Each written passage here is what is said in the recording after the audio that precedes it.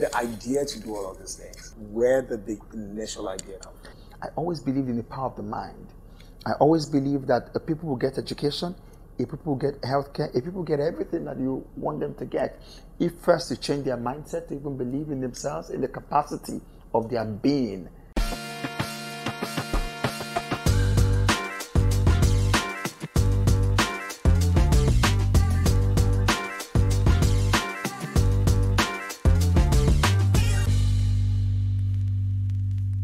Hi, welcome to another exciting episode of the High Builder Podcast, a podcast where I chat with entrepreneurs and professionals to dive into the details of how they've built their careers and businesses. And today, I'm excited to be chatting with a journalist, a media practitioner, an entrepreneur, and a political consultant. Join me in welcoming the amazing Debola Williams. Welcome to the show. Hi, John. Good to be here. So I typically start this off like a pressure cooker. And my first question to you then is, in your career so far, what do you consider the most impactful thing that you've done? The most impactful thing I've done? I think that's a complex, a tough question to answer, because since I was little, I've always been driven first by impact. And I sat with another founder 2 nights ago for dinner, and I said to him, all the value I found in my life, all the businesses and opportunities that have come to me in my life, came from me first trying to make impact. Trying to make impact amongst my peers, trying to make impact in the lives of young people across board, trying to make impact, in the lives of women, girls, in nation building, everything. It's all come from me trying to do impact. And when I go all in, trying to make impact, it just spirals, opportunities. When we founded our company over 15 years ago, 2 years after I founded my first company with another friend, we founded, Red Strat, which eventually metamorphosed into Red Media, and then became Red eventually. Red Strat was born out of our work with young people. We created something called the Future Awards, which was focused on changing the narrative around and about young people. We're going through a phase where older people, just like you see now, did not give the right opportunity to young people, did not have respect for young people, did not think we were competent, we had any form of capacity. And to be fair to them, at the time, the narrative for young people was all about partying, quick money, internet fraud at the highest, and all sorts of negative things. And the idea of youth at the time, for many of these older folks, were SUG, student union groups, NANs, and then all those, bodies that came together, because institutions understand institutions. So oftentimes, if young people who are cool, influencers, if you don't organize yourself, the organized institutions do not recognize you. Not because they are truly organized, because if you check the underbelly of many things in Nigeria, you find a lot of dysfunction. But on the surface, they like to engage organization. In actual fact, it's because when you come out of organization, maybe that's why it's easy to be able to find a way to manipulate or whatever it is. But the point is, if you don't go as an organization, they don't engage. And so we then became the platform that organized young people. Curated young people, the brightest and the best, and used them as the symbols of what it meant to be youth, and gradually began to change how people engage young people generally. Opportunities began to be open more to young people. Loans became open to young people. Contracts became open to young people, because all of a sudden they realized that we had a single story, and that there were several other kinds of young people that we showcased.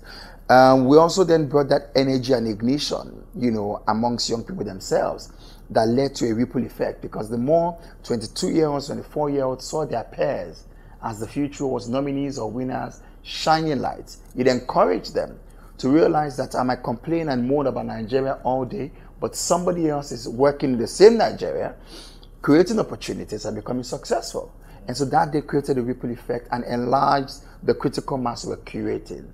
One of the biggest points of that critical mass was 5 years into the Future Awards, 2010, after doing it for 5 years from 2005, was enough is enough, when we galvanized young people to engage politics beyond Facebook and Twitter complaints.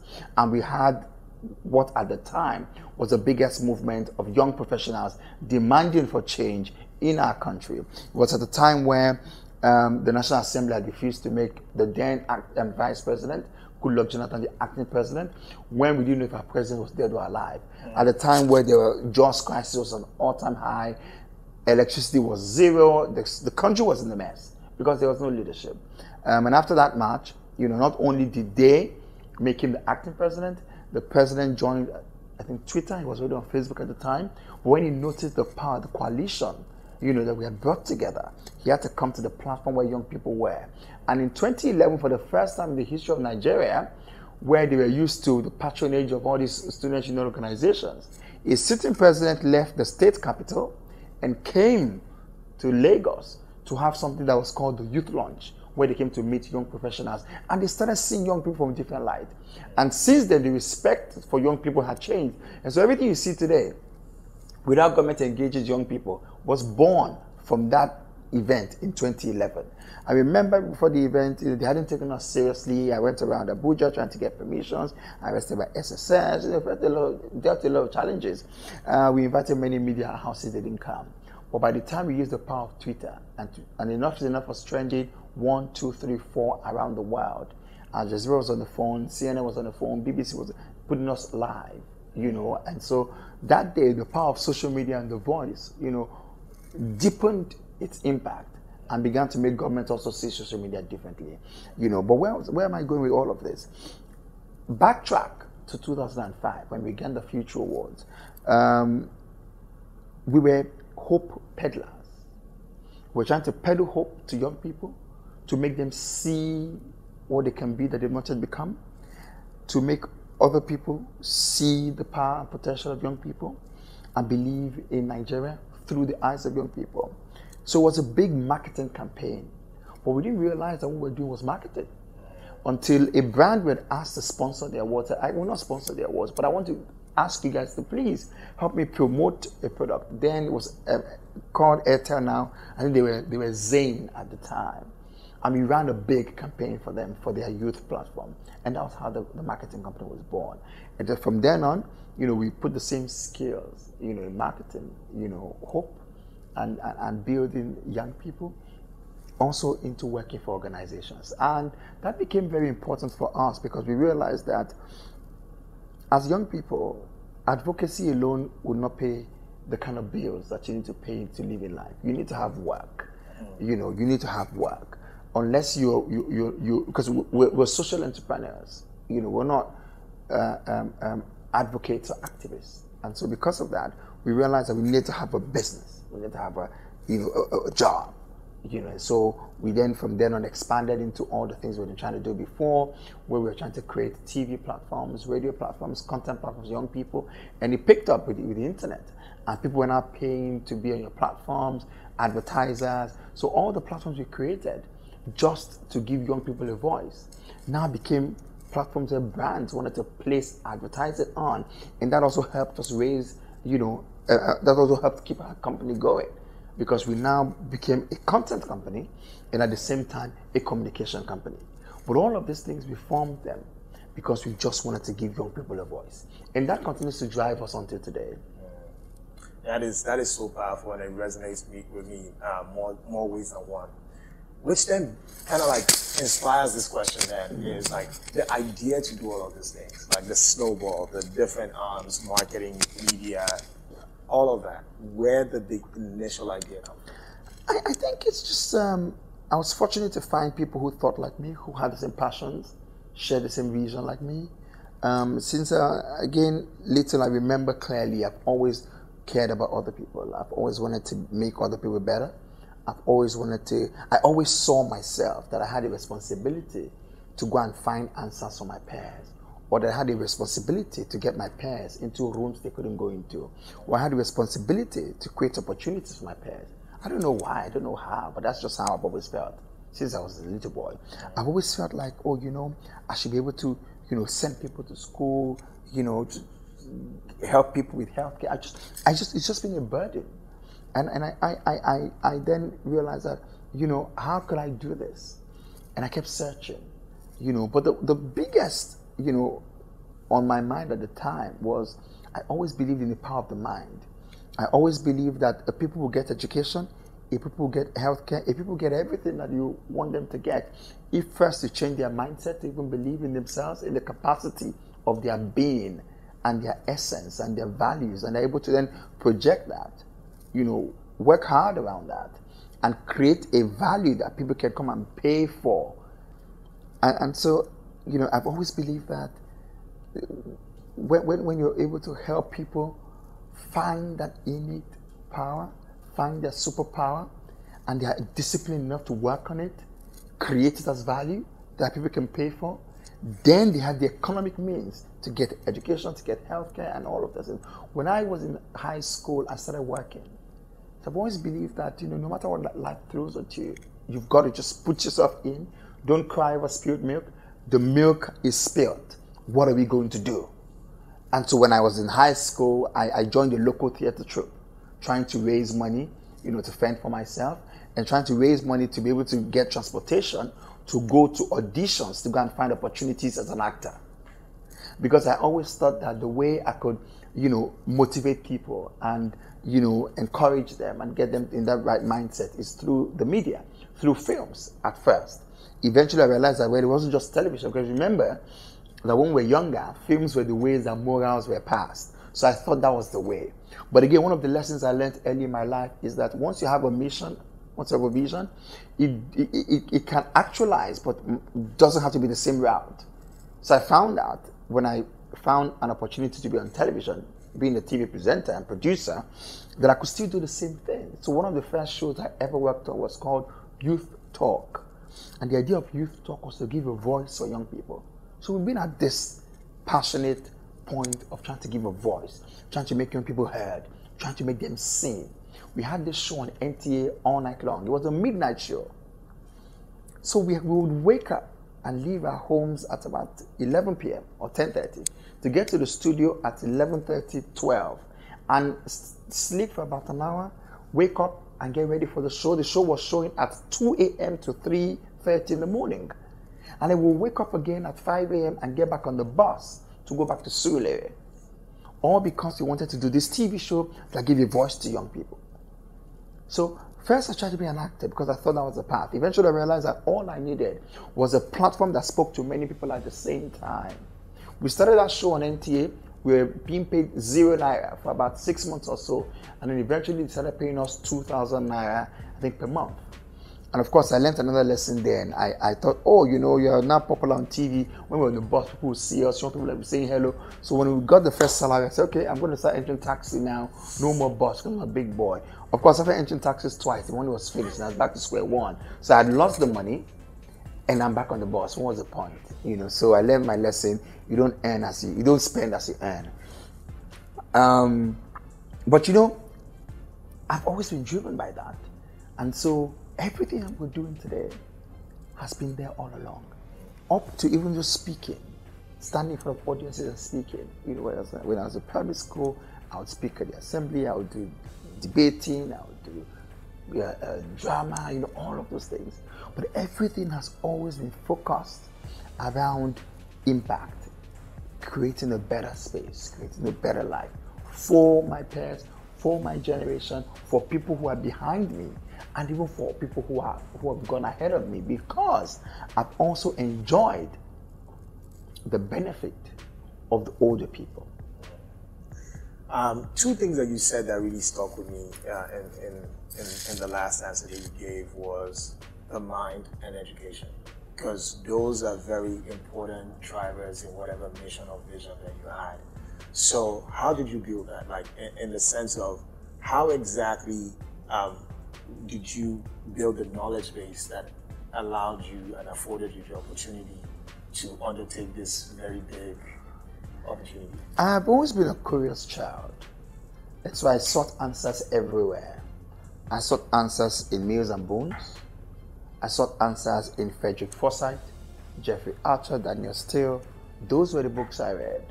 I didn't read all the motivational books or the self-help books. I didn't read them. I read novels.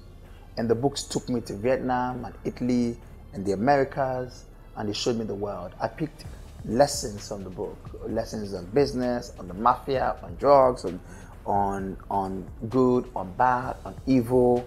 I picked all sorts, and I had to choose, and I still chose my life of impact.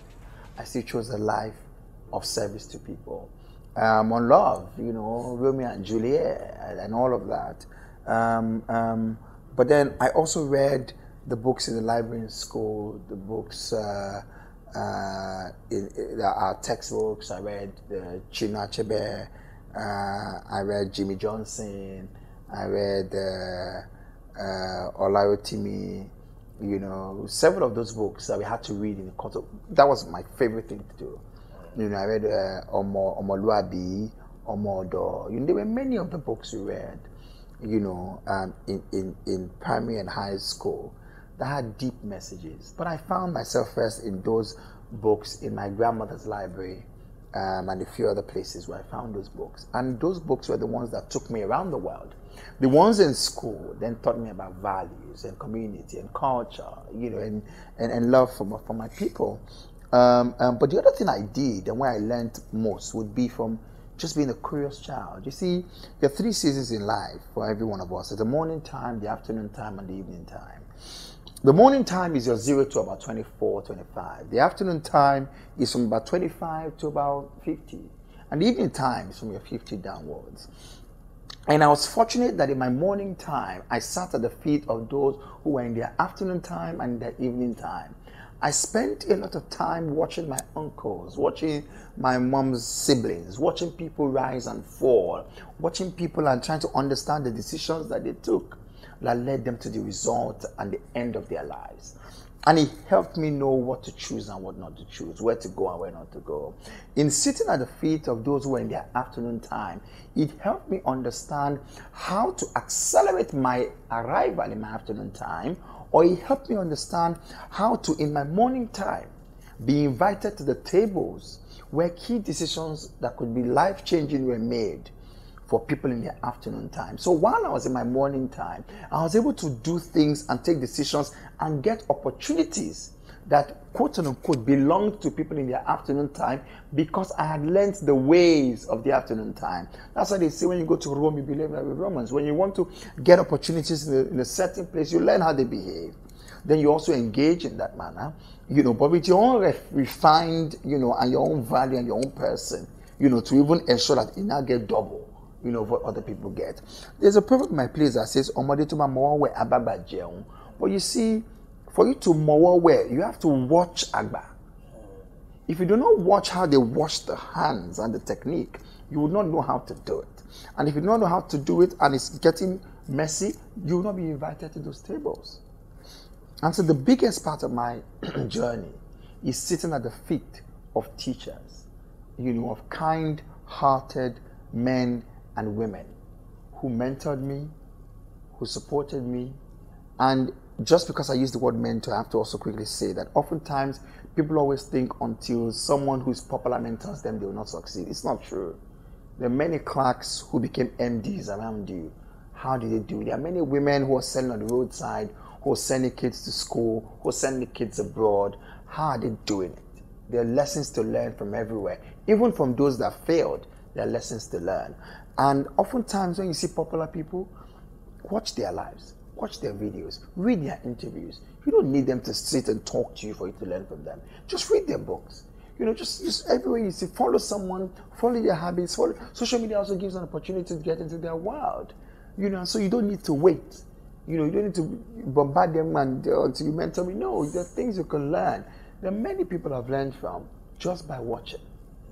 And so eventually, of course, we've read all the Good to Great, Who Moved My Cheese, Rich Dad, Poor Dad. We've read all those books, and I dare say to you, they're good books to read.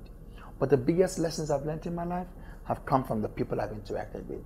From sitting down at dinner, on the floor, in some house, in some place far off, deep in Ijigbo, or from sitting at tables of gracious mentors, or sitting at, palaces and the halls of kings. You know.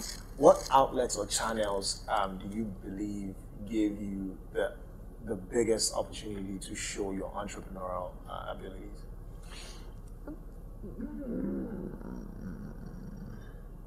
What outlets or channels? I would say Nigeria. Nigeria gave me the biggest opportunity to show my entrepreneurial side. You know, Nigeria taught me grit and resilience. Nigeria taught me patience. Nigeria taught me how to keep my emotions in check and how to, you know, use my emotions when I need to use it, as opposed to just how to deploy it as a tool, as opposed to just, you know, becoming overly reactive at every situation. Nigeria taught me to plan and prepare. You know, oftentimes people get on the street and complain so badly about this, that. When I'm leaving my home in the morning to hit the streets in Nigeria, I'm prepared that, you know, there might be a trailer on the road and there might be traffic. So what do? I go on my Google map and I check for the best routes. I don't just hit the road and get angry and upset when I could have just gone on Google to check. Nigeria makes me plan myself. So I'm not going to hit the road at this time. I'm going to hit the road at that time. It makes me think and say, okay, there are problems here. What kind of ways can I solve it? You know, Nigeria shows me opportunities, massive opportunities. You know, oh, this person is failing in this area. Can I talk to him to pitch to him this idea? You know, so Nigeria has pushed me to find opportunities in too many problems. Nigeria has taught me to be patient. I know that I'm dealing with human beings every day who are dealing with different weights on their shoulders. And they can come at me in certain ways that would probably get me upset. Because I already know that, I'm not going to cry over spilled milk. I know the milk is about to spill. I can see it, that's tipped already. So what do? I prepare for the spill. Because I know it's coming. So Nigeria has taught me to prepare for the spill. It has taught me to put my patience cap on. It has taught me not to waste my emotions and get angry unnecessarily. Because if I do that, very soon, you know, then I begin to become, you know, edgy, you know, an angry person, or whatever it is. You know, like you find on the road. And so Nigeria has also taught me to also pay for services. When I was less comfortable than I am now, when I was living on the mainland, I had to scrap that. When as early as 10 years ago, I had a driver. I wasn't earning much at the time, but I knew that I couldn't deal with that road and the wahala on the road. Also, I spent a lot of times going from office to office. And in Nigeria, you know, when you get to an office, you have to look for parking and then walk in and all of that. And so I knew that if I had my 25K, even though it was painful to earmark that much money at the time to pay a driver, but it was important to me because it helped me be more productive. And I had my days on Okada. I've had my days where, you know, I take a bike from Iyanopaja to VI. You know, at the time I was producing a show that was showing in the US, in the UK, in Europe, Nigeria International. It was a big show. But when we're producing the show in Iyanopaja. And then we will be editing, it was just me and my executive producer, who was also the editor. And he lived in Iyanopaja. He had moved back from the UK and moved to a house in Iyanopaja. And for him, Molue and all those things were normal. Oh, it's just a bus, get on the bus. You know, so for us in Nigeria, what am I in Molue? You know, but anyway, I would go on the bike because we would edit the show and it'd be so late because it's just the two of us producing, writing, everything. And to meet the show before 7 o'clock, I'll leave Iyanopaja on the bike all the way to, you know, to the island. And then even to go to meetings for pitches, you know, for marketing.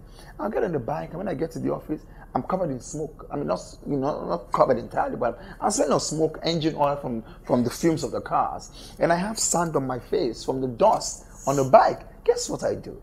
In my bag at the time, my laptop bag, I had a hairbrush, a hand lotion, and a small bottle of perfume, and a comb. Yeah, hairbrush. So I go straight to the bathroom. When I'm on the bike, I remove my jacket and fold it so it doesn't catch the smell. I go straight to the bathroom. I wash my face, wash my hands, put some water on my hair to remove the dust, and I dry up, brush my hair, use the hand lotion on my hand and my face, put on the perfume, put on my jacket, clean my shoes that would have been dusty at the time, and I walk back to that reception with all the confidence in the world. My name is Adebola Williams. I'm here to see, you know, the so-and-so who probably is the MD. But this MD doesn't know that this young boy has just come here on a bike. and this was not how he smelled 2 minutes ago when he walked into his office, But Nigeria taught me to do that. And anywhere I go to around the world, I'm able to study, understand, and find where are the opportunities. Nigeria doesn't give you opportunities on the platter. That's why they say, everything in Nigeria is not a la carte. It's a buffet.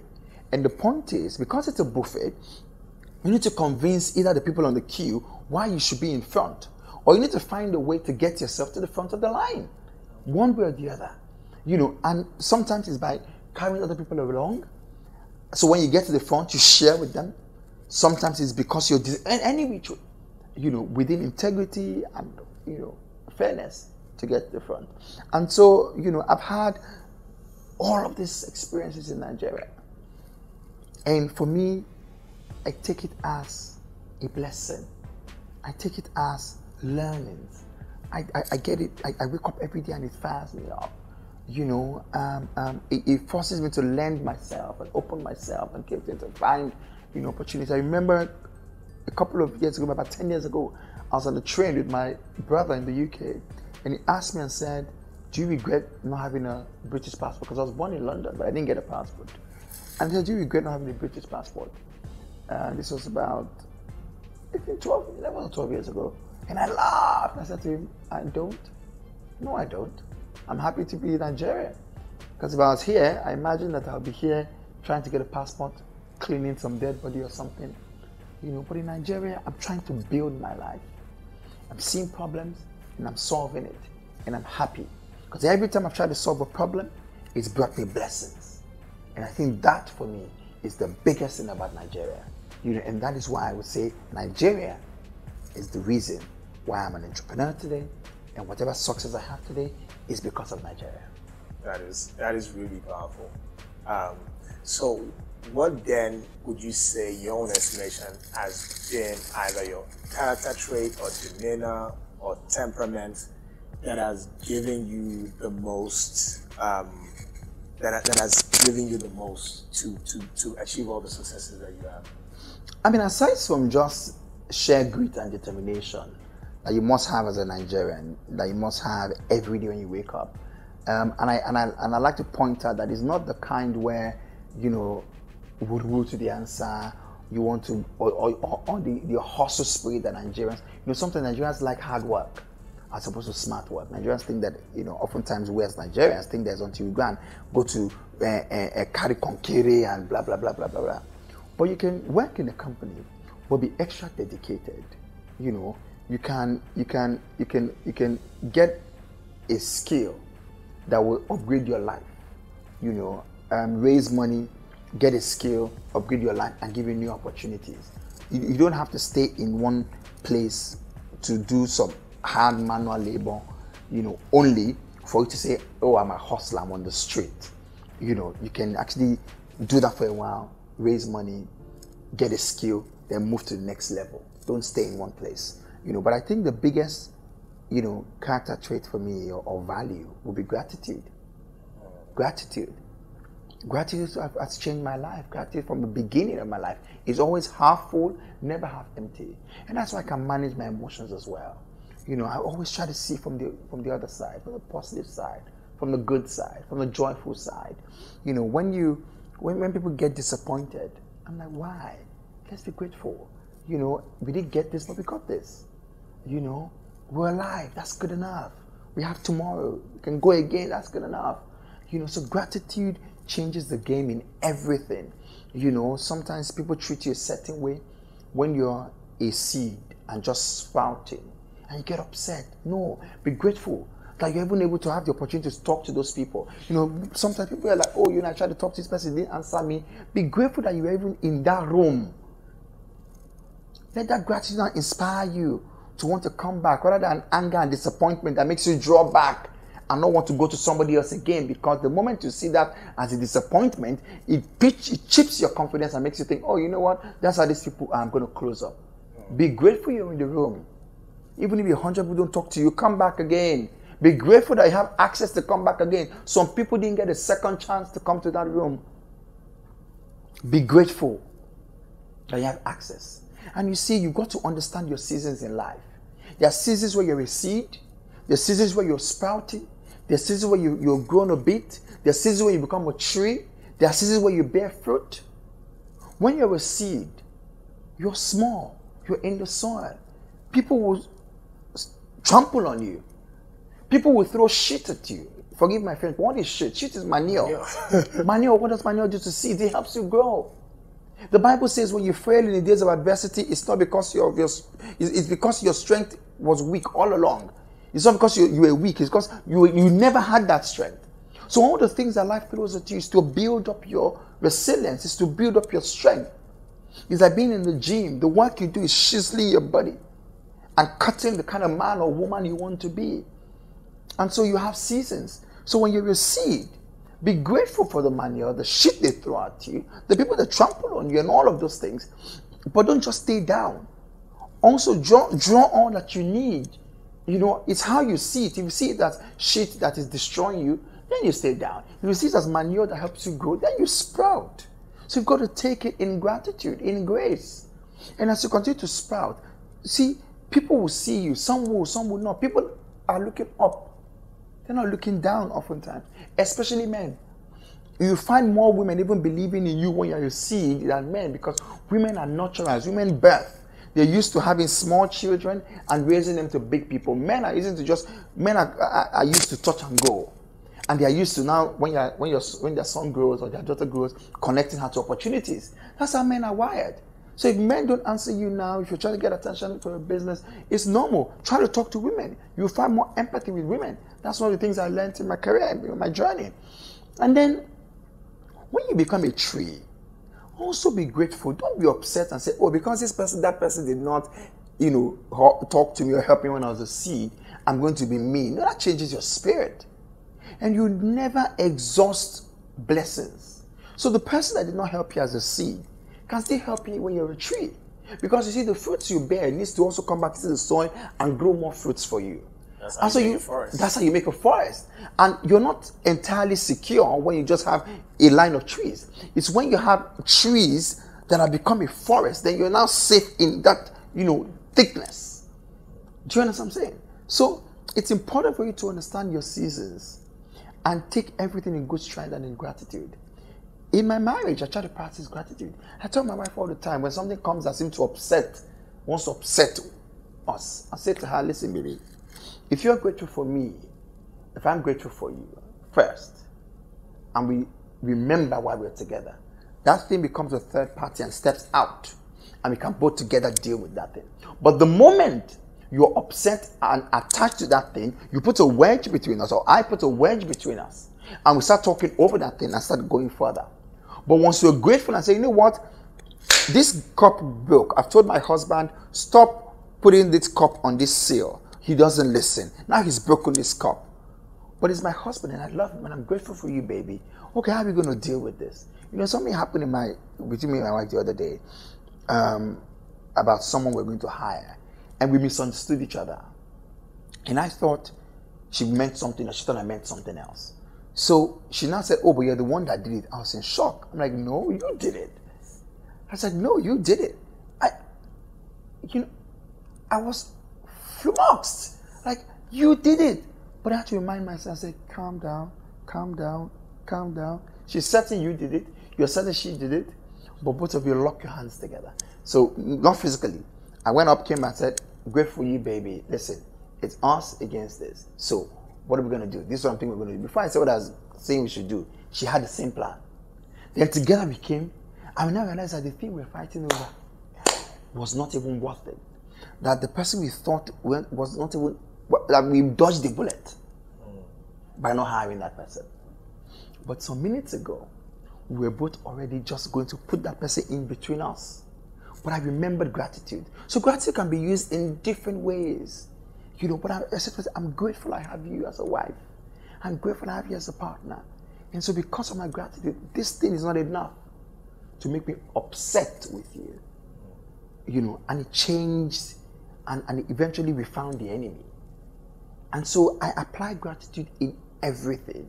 In opportunities that I lose, I apply gratitude. In things that I thought I deserved that I didn't get, I apply gratitude. At every point in time, I'm grateful.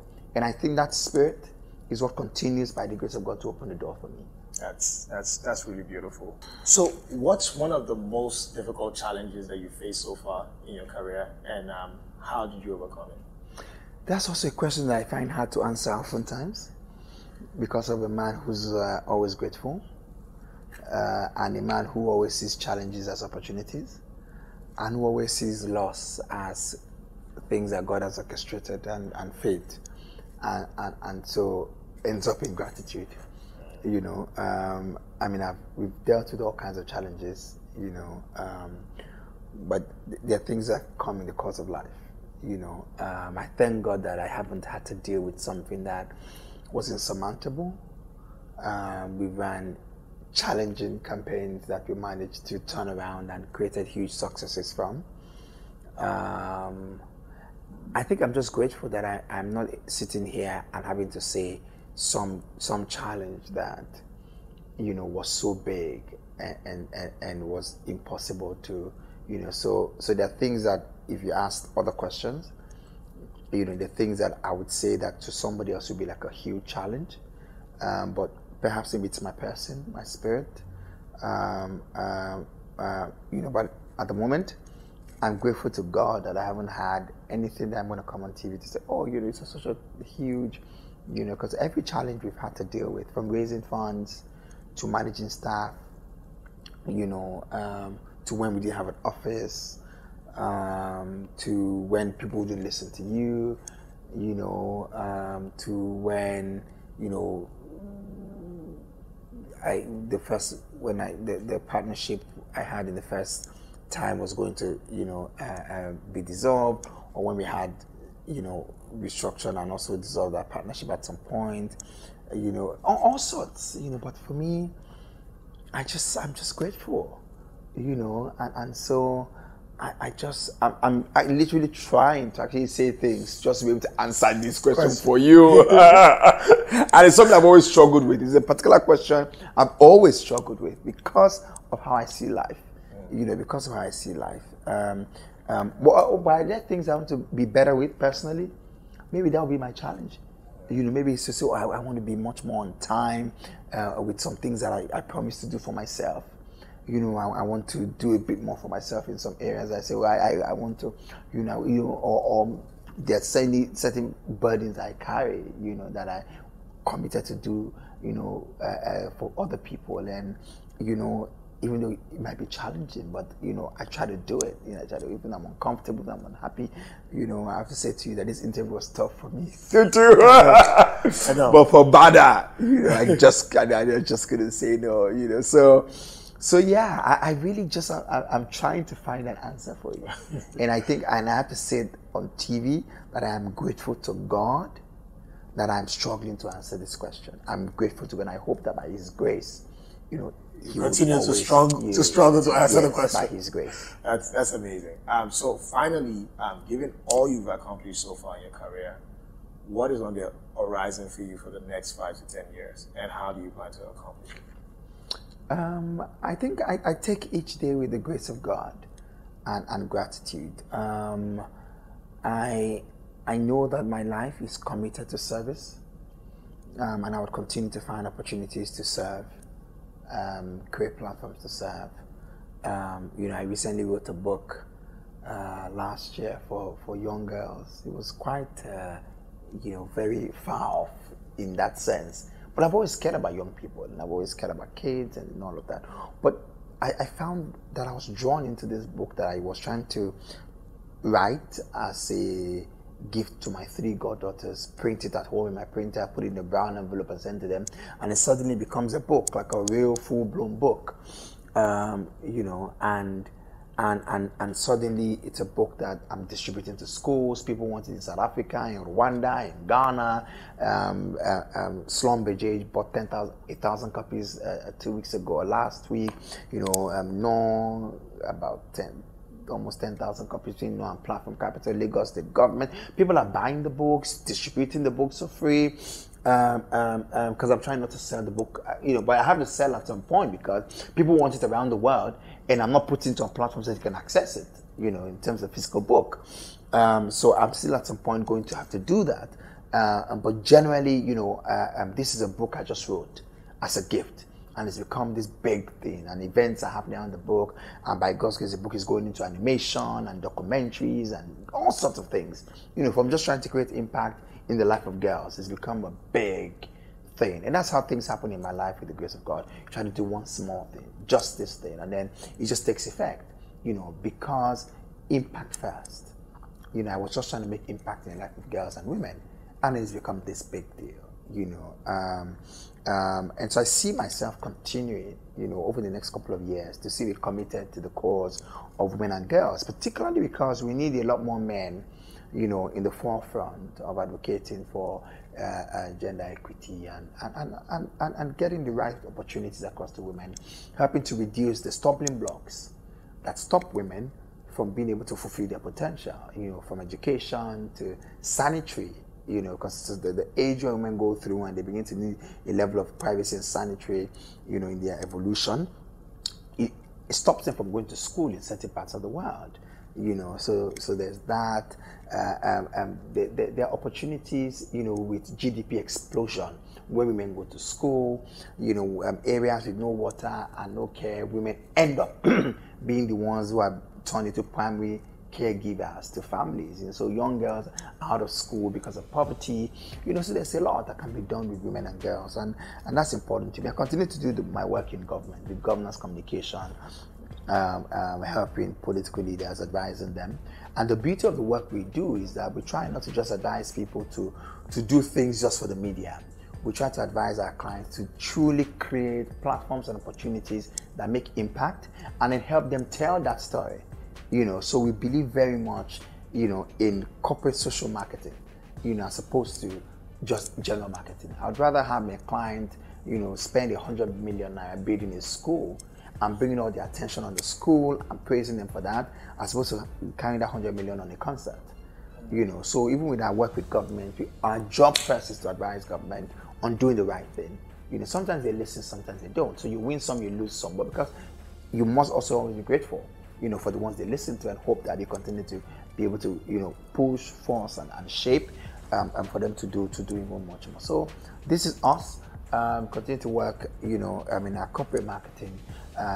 This year, though, I've taken a backseat much more and spending more time, expanding the impact work with the girls. But I continue to advise leaders. I continue to maintain my advisory with leaders in government, leaders in the corporate sector, because every now and again people reach out to me. They want to structure, their legacy plans and storytelling, family offices, and want to know what they can do to create impact, in the society. And so, you help HNIs and CEOs and even governments, to have a decent legacy rooted in development, rooted in humanities, because that's the job. The job is to wield our influence and relationships and get them to add value to society. That is amazing. Thank you so much. Thanks for having me. All the time that you spent and squeezing out time of your extremely busy schedule to make this work at such a short notice. That's the chat for today. Follow me on all the socials at Juwan_IO. If you found value in this video, like it, subscribe, and I hope you enjoyed it as much as I did. I'll see you in the next one.